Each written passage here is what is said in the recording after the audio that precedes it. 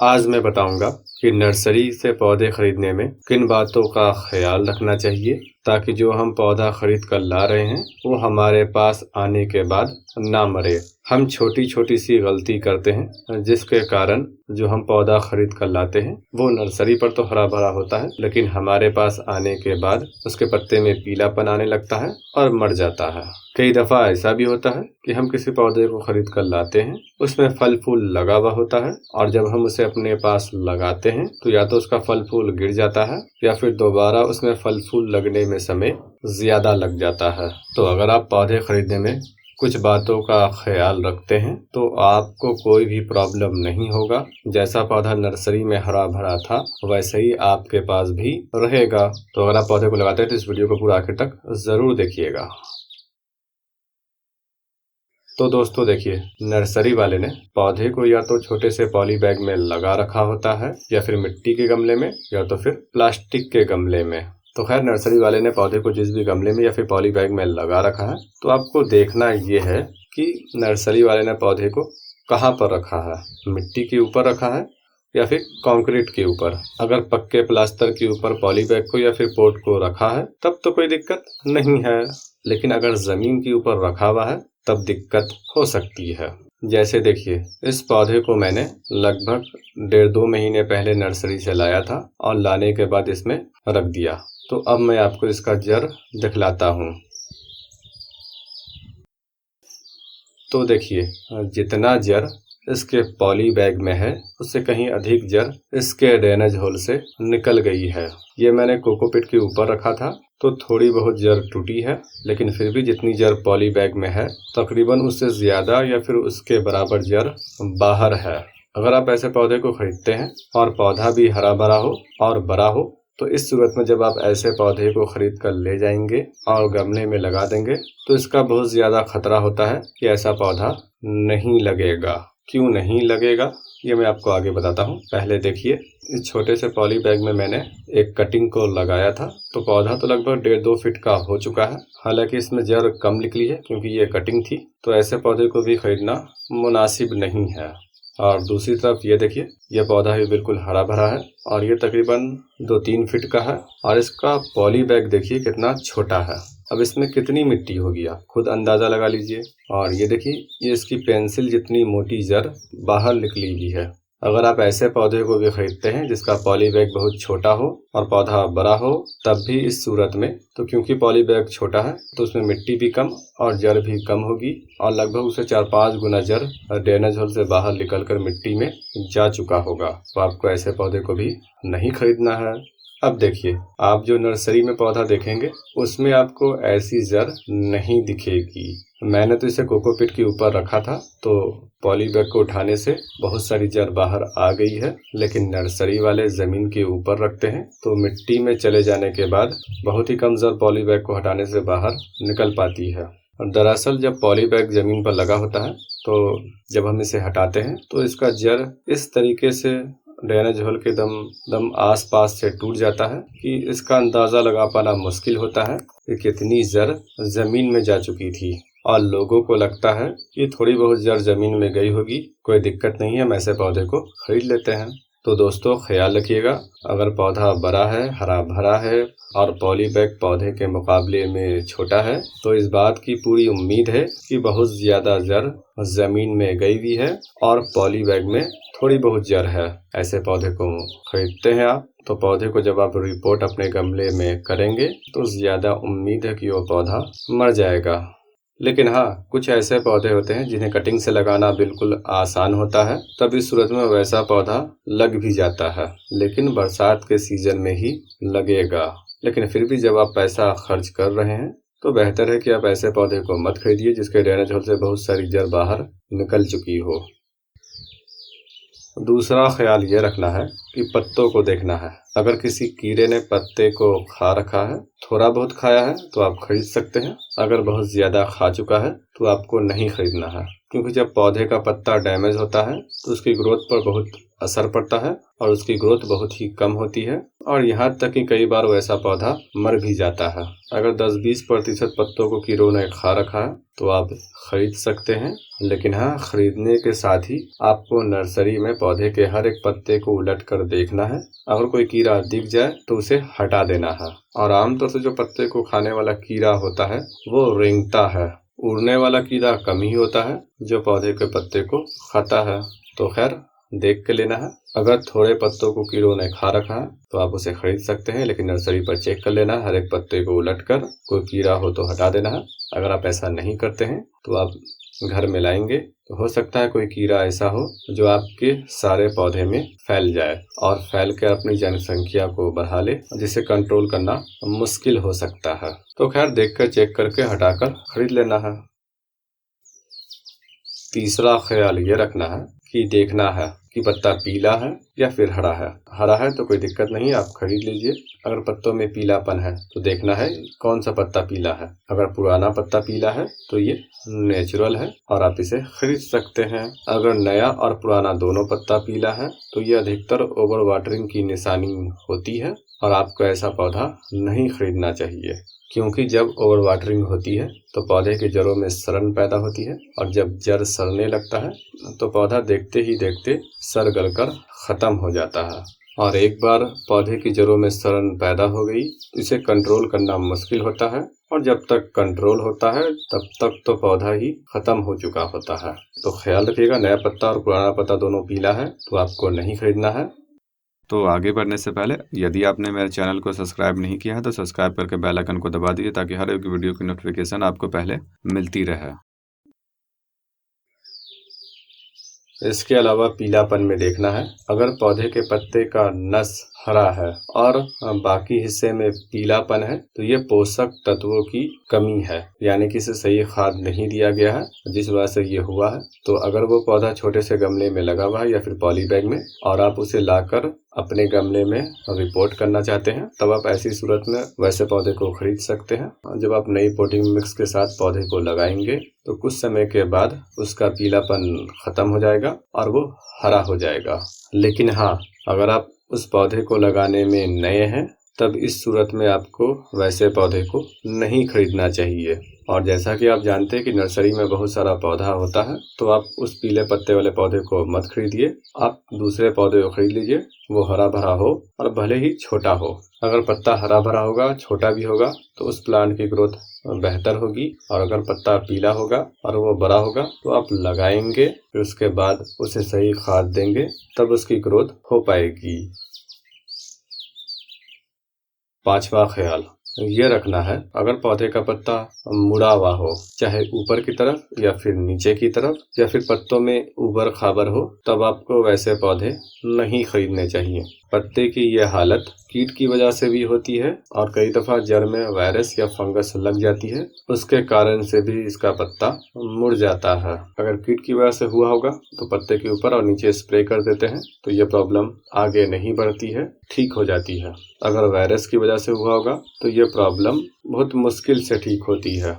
और हाँ, इस बात का अंदाजा लगा पाना मुश्किल है कि कीड़े की वजह से हुआ है या फिर जड़ों में वायरस या फिर बैक्टीरिया लगने की वजह से हुआ है।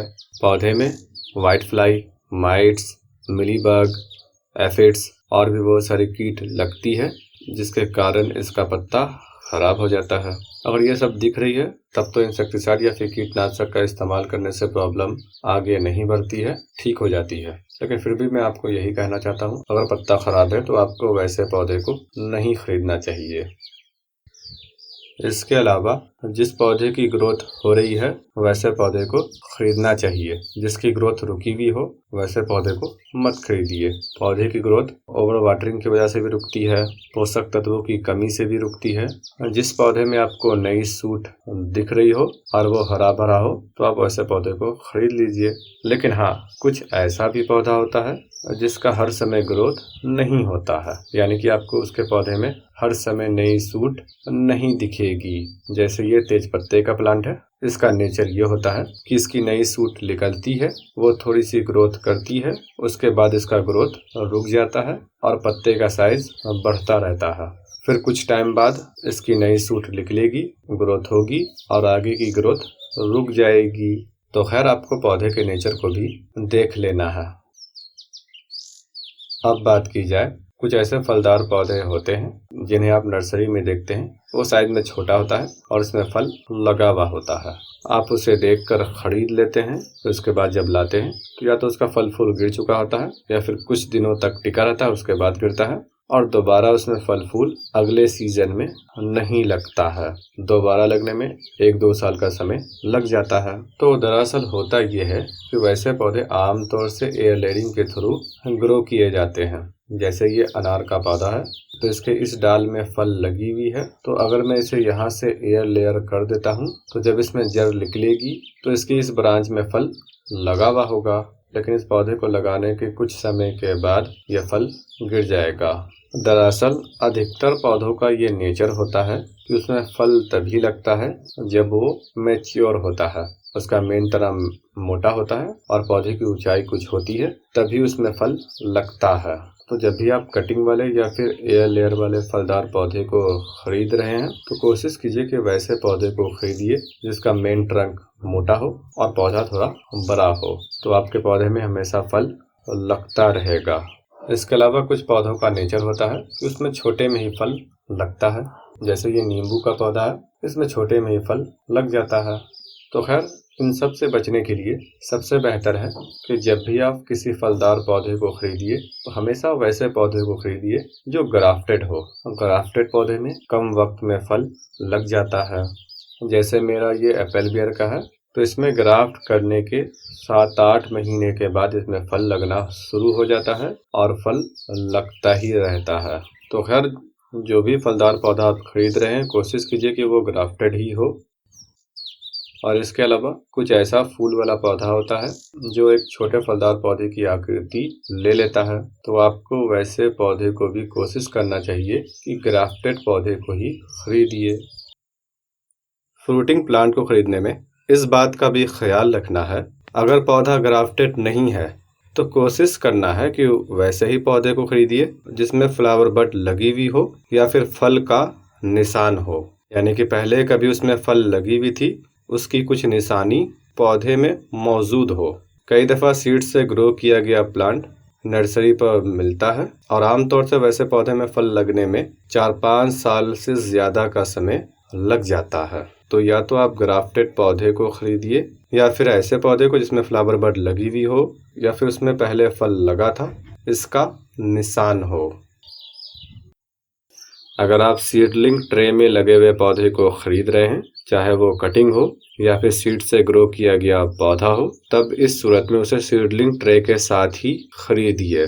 जैसे ये बड़ी सी सीडलिंग ट्रे है, तो आपको जितने पौधे चाहिए सीडलिंग ट्रे को कटवा लीजिए और ले लीजिए। इससे फायदा ये होता है कि इसका रूट बॉल सही सलामत रहता है और जब आप इसे घर पर लाकर लगाते हैं तो इसकी ग्रोथ भी सही तरीके से होती है। अगर इस तरीके से रूट बॉल के साथ पौधे को निकाला जाता है तो अक्सर इसका रूट बॉल रास्ते में ही टूट जाता है और रूट बॉल टूट जाने की वजह से बहुत सारा जड़ भी टूट जाता है। अगर कोई नर्सरी वाला सीडलिंग ट्रे में लगे हुए पौधे को सीडलिंग ट्रे के साथ ना दे, तब इस सूरत में सही तरीके से इसके रूट बॉल को बाहर निकालना है।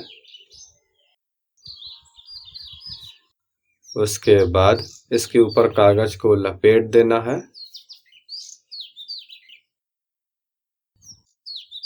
और एक छोटे से गमले को खरीद लेना है और उसमें इस टाइप से लपेट के बहुत सारे पौधे को जितने आप खरीदने चाहते हैं रख देना है। इस तरीके से आसानी के साथ ये घर पर आ जाता है और इसका रूट बॉल भी नहीं टूटता है। इसकी कटिंग को मैंने 2-4 दिन पहले लगाया है, इसलिए इसमें अभी जड़ नहीं निकला है। तो खैर रूट बॉल टूटने की वजह से इसका बहुत सारा जड़ भी टूट जाता है और क्योंकि ये कोकोपीट में लगा होता है तो अक्सर इसका रूट बॉल टूट ही जाता है। तो ख्याल रखना है, या तो सीडलिंग ट्रे के साथ खरीदना है या फिर इस तरीके से छोटे से गमले में रखकर पौधे को ले आना है। सीडलिंग ट्रे के साथ पौधे को खरीदने में यह भी फायदा है, अगर आप लाने के बाद उसी दिन नहीं लगाना चाहते हैं तो 1-2 दिन तक इसे रख सकते हैं, उसके बाद किसी गमले में शिफ्ट कर देना है। इसके अलावा कुछ पौधे तसले में या फिर ज़मीन में लगा हुआ होता है, जिसे नर्सरी वाले उखाड़ कर देते हैं। तब इस सूरत में अगर उसका जड़ पूरी तरीके से एक्सपोज हो चुका है तो थोड़ी सी मिट्टी लीजिए और इसकी जड़ों में लगा दीजिए। उसके बाद कागज से इसे लपेट देना है और रख लेना है। और अगर पूरी तरीके से एक्सपोज हो गया है, मिट्टी ना मिल रही है, तब भी इसे कागज में लपेटना है। उसके बाद पानी में डुबो देना है ताकि इसके जड़ों के आसपास नमी हो जाए, जिससे रास्ते में लाने के दौरान पौधा खराब ना हो। कागज की जगह पर आप पेड़ पौधों के पत्तों का भी इस्तेमाल कर सकते हैं। कुछ लोगों के साथ ये दिक्कत होती है कि उनके पास मिट्टी नहीं होती है। वो लोग नर्सरी वाले को ही कहकर पौधे को लगवा लेते हैं गमले में। तो नर्सरी वाले पोटिंग मिक्स में कंपोस्ट के तौर पर काउडंग कंपोस्ट का इस्तेमाल करते हैं, यानी कि गाय की गोबर का। क्योंकि ये सस्ता होता है तो अक्सर नर्सरी वाले काउडंग कंपोस्ट का ही इस्तेमाल करते हैं। तो कई दफ़ा ये डिकम्पोज नहीं हुई होती है। तो जब भी आप नर्सरी में पौधे को लगवा रहे हैं तो आपको मिट्टी के सैंपल को चेक करना है, उसकी महक को लेना है। अगर मिट्टी जैसी महक है तब तो ठीक है, अगर बदबू है तो आप वैसे पोटिंग मिक्स में पौधे को मत लगवाइए। इसके अलावा चेक करने का दूसरा तरीका है कि पोटिंग मिक्स में देखिए कहीं पर आपको काउडंग कंपोस्ट के बड़ा टुकड़ा दिखेगा, आप उसकी महक को लीजिए। अगर उसमें मिट्टी जैसी खुशबू है तब तो ठीक है, अगर बदबू है तो समझ जाइए कि काउडंग कंपोस्ट पूरी तरीके से डिकम्पोज नहीं हुई है। और ऐसे पोटिंग मिक्स में पौधे को लगाने पर सबसे बड़ा दिक्कत ये होता है क्योंकि खाद फुल डिकम्पोज नहीं है तो पौधे को इससे दिक्कत होती है। और कई दफ़ा मिट्टी में कीड़ा मकोड़ा भी काउडंग कंपोस्ट के फुल डिकम्पोज ना होने की वजह से लग जाता है, जो पौधे के जड़ों को खराब कर देता है। और यहाँ तक कि अगर गाय का गोबर फुल डिकम्पोज नहीं होता है तो दीमक के भी लगने का खतरा बना रहता है। तो आप वैसी पोटिंग मिक्स में पौधे को मत लगवाइए और उन्हें कहिए कि किसी मिट्टी में वर्मी कंपोस्ट को मिक्स करके पौधे को लगा दें। वर्मी कंपोस्ट काउडंग कंपोस्ट के मुकाबले में थोड़ा महंगा होता है, तो थोड़े और ज़्यादा पैसे देकर आप नई मिट्टी में जिसमें काउडंग कंपोस्ट नहीं मिला हो, आप उस मिट्टी में वर्मी कंपोस्ट को मिला लो और पौधे को लगा लो। और अगर नर्सरी वाले के पास नई मिट्टी ना हो, सिर्फ वही मिट्टी हो जिसमें काउडंग कंपोस्ट मिला हुआ है और आपके पास भी कोई दूसरा ऑप्शन ना हो, तब इस सूरत में उसी मिट्टी में पौधे को लगवा लीजिए जिसमें मिला काउडंग कंपोस्ट फुल डिकम्पोज नहीं है। और मिट्टी में इंसेक्टिसाइड को भी अगर है तो मिला दीजिए। जैसे ये देखिए, ये काले रंग का दानेदार इंसेक्टिसाइड है। ये मार्केट में थाइमेट और एक दो और नाम से मिलता है, तो आप इसका भी इस्तेमाल कर सकते हैं। उस पोटिंग मिक्स में मिला दीजिए, इससे कोई भी कीड़ा मकोड़ा मिट्टी में नहीं पनपेगा और जो काउडंग के फुल डिकम्पोज ना होने का साइड इफेक्ट है वो नहीं होगा। मिट्टी में दीमक और कोई भी कीड़ा मकोड़ा नहीं पनपेगा। और इसके अलावा किसी ऐसे पोटिंग मिक्स में आपने पौधे को लगा दिया है जिसमें मिला खाद फुल डिकम्पोज नहीं था और मिट्टी में कीड़ा मकोड़ा लग गया है और आपको लगता है कि वो कीड़ा मकोड़ा पौधे की जड़ को खराब करेगा, खाकर खत्म कर देगा, तब इस सूरत में इस पॉइजन को उसके मिट्टी के सरफेस पर डाल दीजिए और गुड़ाई कर दीजिए। 12 इंच के गमले में 2.5 से 3 ग्राम को इस्तेमाल कीजिए और इसका रिजल्ट देखिए। अगर थोड़ा बहुत कीड़ा मकोड़ा होगा तो ख़त्म हो जाएगा, अगर फिर भी ख़त्म ना हो तो 3-4 दिनों के बाद इसके डोज को बढ़ा देना है और 5-6 ग्राम इस्तेमाल करना है। ये दवा काफ़ी पावरफुल है, इसका इस्तेमाल करने से कीड़ा मकोड़ा सांप बिच्छू सब मर जाता है। तो ख्याल रखिएगा, अगर आपके घर में कोई छोटा बच्चा या फिर जानवर है तो इस दवा से उन्हें बचा कर रखना है। अगर गलती से खा लिया तो उन्हें नुकसान होगा और आपको भी इसे हाथों से नहीं छूना है। अगर ग्लव्स है तो उसका इस्तेमाल कीजिए, नहीं है तो इस टाइप की प्लास्टिक की पन्नी को हाथों पर लपेट लीजिए और इस्तेमाल कीजिए। और हाँ, इसका इस्तेमाल ज़रूरत पर ही करना है। ये दवा ये नहीं पहचानती है कि कौन पौधे को फ़ायदा पहुंचाएगा और कौन उसे नुकसान पहुंचाएगा, बल्कि हर एक को ये ख़त्म कर देती है। तो जब ज़्यादा ज़रूरत हो तभी इसका इस्तेमाल कीजिएगा। मैंने इसका इस्तेमाल करके देखा है, इसका रिजल्ट बहुत बेहतर है। किसान लोग भी इसका इस्तेमाल करते हैं। जब उनके खेत में सांप बिच्छू या फिर कीड़ा मकोड़ा ज़्यादा हो जाता है तो वो लोग इसका इस्तेमाल करते हैं। तो खैर हमें आपको ज़्यादा ज़रूरत पड़ने पर ही इसका इस्तेमाल करना चाहिए। पौधे को खरीदने में उसकी ब्रांचेस को भी देखना है। अगर पौधे में पत्ता बहुत कम है और पतझड़ का मौसम नहीं है तब उसकी ब्रांचेस को खास तौर से गौर से देखना है, क्योंकि अक्सर ब्रांचेस में कीड़ा मकोड़ा लगने की वजह से पत्ता गिरने लगता है। ओवर वाटरिंग से भी गिरता है, लेकिन ब्रांचेस में इंसेक्ट के लगने से भी पत्ता गिर जाता है। जैसे गुलाब के पौधे में स्केल नाम का एक कीट लगता है जो इसकी ब्रांचेस को नुकसान पहुंचाता है। तो अगर ब्रांचेस में काले रंग की धारी दिख रही है तो ये स्केल डिजीज की वजह से हुई है। तो आपको वैसे पौधे को नहीं खरीदना चाहिए। पौधे खरीदने में इस बात का भी ख्याल रखना है कि अगर आप सीजनल पौधे को खरीद रहे हैं तो सीजन पर ही खरीदिए, बिना मौसम के पौधे को मत खरीदिए। जैसे ये बिगोनिया का पौधा है, वैसे तो इस पौधे को साल भर संभाल कर रखा जा सकता है, लेकिन बहुत केयर करनी पड़ती है। असल ये पौधा विंटर का है और विंटर सीजन में ही इसमें फ्लावर खिलती है। तो अगर आप इस पौधे को गर्मी के सीजन में खरीदते हैं तो इससे कोई फायदा नहीं होगा। आपको बहुत ज़्यादा केयर करके इसे बचाना पड़ेगा। उसी तरीके से जिस भी आप सीजनल पौधे को खरीदना चाहते हैं तो हमेशा उसके सीजन पर ही उसे खरीदिए। हाँ, परमानेंट पौधा है तो कोई दिक्कत नहीं है, आप उसे किसी मौसम में खरीद सकते हैं।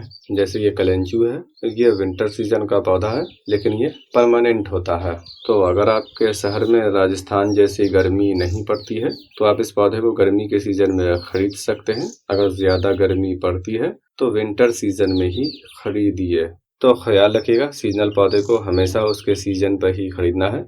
जिन पौधों की ग्रोथ सर्दी के मौसम में होती है उन्हें बरसात के ख़त्म होने के बाद या फिर सर्दी के मौसम में खरीद सकते हैं, और जिन पौधों की ग्रोथ गर्मी में होती है उसे आप सर्दी का मौसम ख़त्म होने के बाद या फिर गर्मी में खरीद सकते हैं। और जो परमानेंट पौधा होता है, चाहे उसमें फ्लावर विंटर सीजन में आए या फिर समर सीजन में या फिर रेनी सीजन में, आप उन पौधों को किसी भी मौसम में खरीद सकते हैं। लेकिन हाँ, अज़ेलिया जैसे नाजुक पौधे को आप गर्मी के मौसम में मत खरीदिएगा। यह पौधा विंटर सीजन में ही खरीदना चाहिए। हाँ, अगर आप इस पौधे के साथ पुराने हो चुके हैं तब आप इसे गर्मी के मौसम में खरीद सकते हैं। इसके अलावा कुछ पौधों में नेट पोट लगा होता है। ये नेट पोट परमानेंट पौधों का दुश्मन होता है। तो आप या तो वैसे पौधों को मत खरीदिए जिसमें नेट पोट लगा हुआ है, और अगर आपके पास कोई ऑप्शन नहीं है तो आप खरीद लीजिए और इसे गमले में लगाने से पहले इस नेट पोट को निकाल देना है, और बिल्कुल याद रख कर निकालना है। इसे कैसे निकालना है इसका वीडियो मैं बनाकर दे चुका हूँ, आप उसे जाकर देख लेना। और अगर सीजनल पौधा है जिसकी जिंदगी 6-7 महीने या फिर 8-9 महीने की होती है और उसमें ये नेट पोट लगा हुआ है तो निकालने की कोई ज़रूरत नहीं है, उसे नेट पोट के साथ ही किसी गमले में लगा सकते हैं। ये नेट पोट उन पौधों को नुकसान नहीं पहुंचाएगा, लेकिन परमानेंट पौधे में से इस नेट पोट को निकाल के ही लगाना है। इसके अलावा पौधे को खरीदने में इस बात का भी ख्याल रखना है कि अपनी ज़रूरत के हिसाब से ही पौधे को खरीदना है। आपके घर में सुबह की धूप आती है, दोपहर की धूप आती है या फिर फुल डे की धूप आती है, उस हिसाब से ही पौधे को खरीदना चाहिए। और जब आप नर्सरी में जाएं तो नर्सरी वाले को भी देख लीजिए कि उन्होंने पौधे को कहाँ पर रखा है, यानी कि फुल डे की सनलाइट में रखा है या फिर ग्रीन नेट के नीचे रखा है या फिर पेड़ पौधों की छाया में रखा है, आखिर कहाँ पर रखा है। और आप अपनी ज़रूरत के हिसाब से ही पौधे को खरीदो। जैसे फलदार पौधे को बहुत ज़्यादा धूप चाहिए, तो अगर आपके घर में सुबह की धूप आती है तो आप बहुत सारे फलदार पौधों को नहीं लगा सकते हैं। अगर आप लगाते हैं तो उनमें फल कम आएगा और ग्रोथ तो होगी। तो अगर आपके घर में सुबह की धूप आ रही है तो आप ज़्यादातर इंडोर पौधे को लगाइए। हाँ, आप कुछ कम धूप वाले फूल देने वाले पौधे को भी लगा सकते हैं। और अगर आपके घर में दोपहर की धूप आती है तब इस सूरत में आप किसी भी फलदार पौधे को लगा सकते हैं, वेजिटेबल पौधे को भी लगा सकते हैं। और अगर आपको इंडोर पौधे लगाने हैं तो ग्रीन नेट लगाना पड़ेगा। और अगर आपके घर में फुल डे की सनलाइट आती है तो आप किसी भी पौधे को लगा सकते हैं, बस इंडोर पौधे को ग्रीन नेट के नीचे रखना पड़ेगा।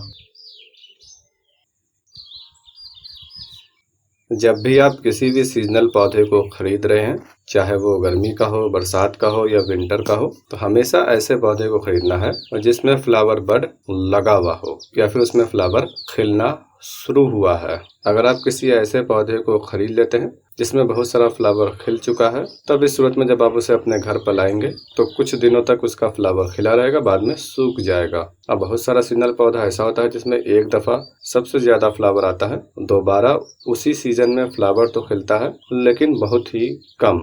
जैसे क्रिसैंथेमम में इसमें सबसे पहले जो फ्लावर खिलता है वो बहुत ही ज्यादा खिलता है। इसका फ्लावर 10-15 दिन तक रहता है, उसके बाद सूख जाता है, दोबारा फिर फ्लावर आता है लेकिन बहुत ही कम। तो हमेशा ऐसे पौधे को ही खरीदना है जिसमें फ्लावर बड लगा हुआ हो, चाहे वो साइज में छोटा हो या फिर आज कल में फ्लावर खिलने वाला हो। और इक्का दुक्का खिला हुआ है तो खरीद सकते हैं, अगर ज्यादा खिला हुआ है तो नहीं खरीदना है। और इस बात का भी ख्याल रखना है, पॉलीबैग या फिर पोट में से बहुत ज्यादा जड़ निकल चुकी है तो वैसे पौधे को नहीं खरीदना है। ऐसे पौधे में अगर फ्लावर बड लगा होगा तो वो पीला पड़कर गिर जाएगा। और वैसे पौधे को भी नहीं खरीदना है जिसे मिट्टी से उखाड़ कर बेचा जाता हो। सीजनल पौधा बहुत छोटा हो तो आप मिट्टी से उखाड़े गए पौधे को खरीद सकते हैं, लेकिन अगर पौधे में फ्लावर बड लगा हुआ हो तो मिट्टी में से उखाड़े गए पौधे को नहीं लेना है। ऐसे ही पौधे को लेना है जो या तो पॉलीबैग में लगा हो या फिर गमले में। और जो परमानेंट पौधा होता है उसमें फ्लावर बड लगा हो या फिर फ्लावर लगा हो, आप खरीद सकते हैं, कोई दिक्कत नहीं होता है, क्योंकि परमानेंट पौधे में हमेशा फ्लावर लगता ही रहता है। और इसके अलावा अगर आप ऑनलाइन से पौधे मंगाते हैं, बहुत सारी ई-कॉमर्स वेबसाइट है जो पौधे को ऑनलाइन बेचती है। तो जब आप पौधे को ऑर्डर करें, जिस दिन आप ऑर्डर कर रहे हैं उस दिन आपको पोटिंग मिक्स तैयार करके रख लेना चाहिए। और जैसे ही आपके पास पौधा पहुंच जाए, आपको फौरन उसे किसी गमले में लगा लेना चाहिए। ऐसा इसलिए करना चाहिए क्योंकि वो लोग पौधे को जमीन में लगाते हैं या फिर पॉलीबैग या गमले में लगा कर रखते हैं, और जब उन्हें ऑर्डर रिसीव होती है तो पौधे में से बहुत हद तक मिट्टी को निकाल देते हैं और किसी पॉलीबैग में या फिर गमले में कोकोपीट को भर कर पौधे को लगा देते हैं, ताकि कुरियर करने में उसे आसानी हो, वजन भी कम हो, दाम भी कम लगे। और कोकोपीट में मॉइस्चर होने की वजह से अगर पौधे को पहुंचने में थोड़ा ज्यादा दिन लग जाता है तो पौधा सरवाइव करता रहे। अगर मिट्टी में लगे हुए पौधे को भेजा जाता है तो कई दफा कुरियर पहुंचने में ज्यादा समय लग जाता है, तो वैसा पौधा आमतौर से आते आते सूख जाता है। तो इसीलिए वो लोग कोकोपीट में पौधे को लगाकर कुरियर कर देते हैं। तो खैर, जब भी पौधा आपके पास रिसीव हो जाए तो उसे फौरन किसी गमले में लगा लेना चाहिए।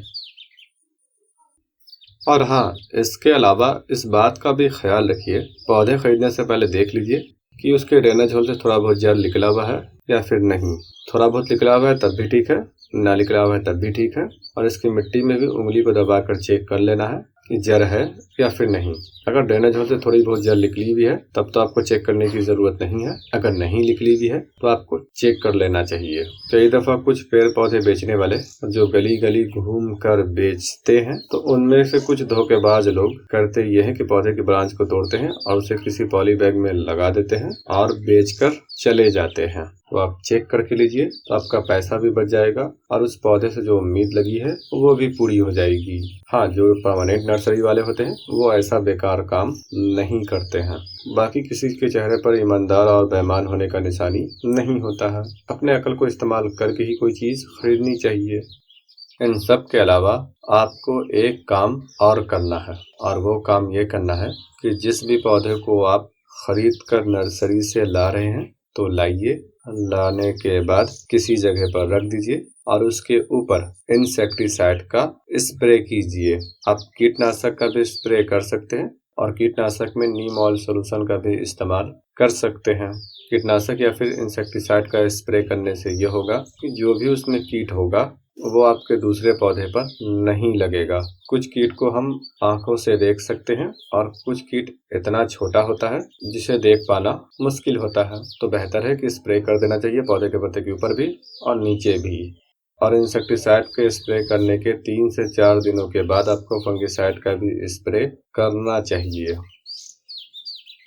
और पौधे को लाने के तुरंत बाद उसे रिपोर्ट नहीं करना है, बल्कि 3-4 दिनों के लिए ऐसी जगह पर रखना है जहां पर दोपहर की धूप उसके ऊपर ना पड़ती हो, बाकी टाइम की धूप पड़ती रहती हो। और इंडोर प्लांट है तो इंडोर रखना है।